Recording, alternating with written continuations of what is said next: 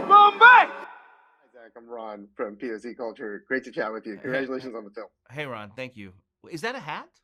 It's actually Oh, a okay, headband. gotcha. Oh, wow, nice. God, I'd like to have one of those.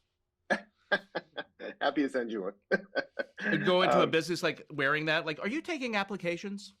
That's right. That's right. If it's in Hawaii, 100%. Yeah, you get a job. Well, it's great to chat with you. Thanks. Excited to have you as part of this film. I'm just curious.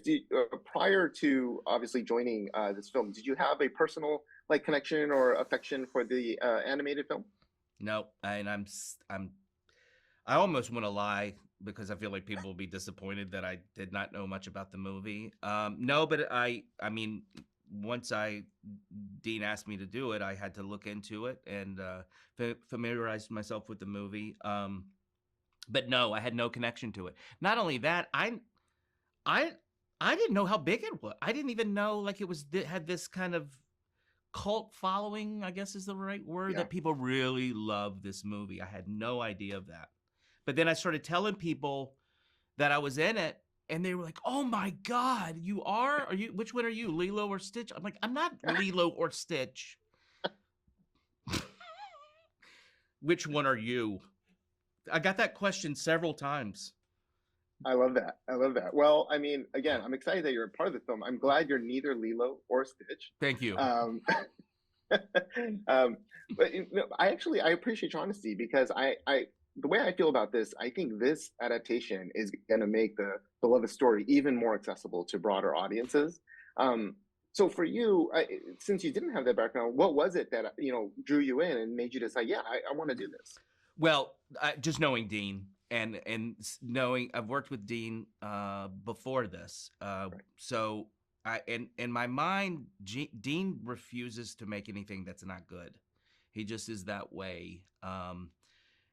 And he hasn't even, I just saw that from when I worked with him, and I've known him for years. And when he asked me to do it, he had asked me to be Pleakley, and then I think a couple of days later, he just said, "Will you be Jumba?" I'm like, "Sure." It doesn't matter to me.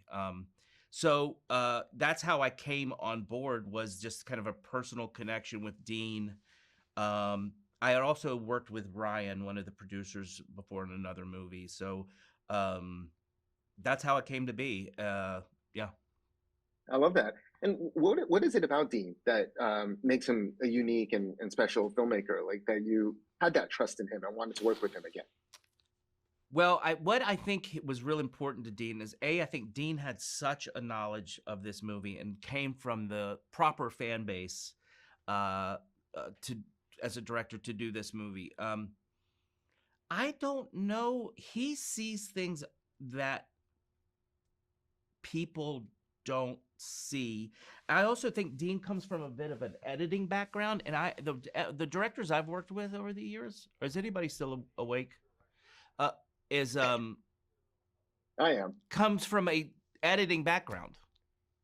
So I don't really know what it is. It's just that he has this, you can tell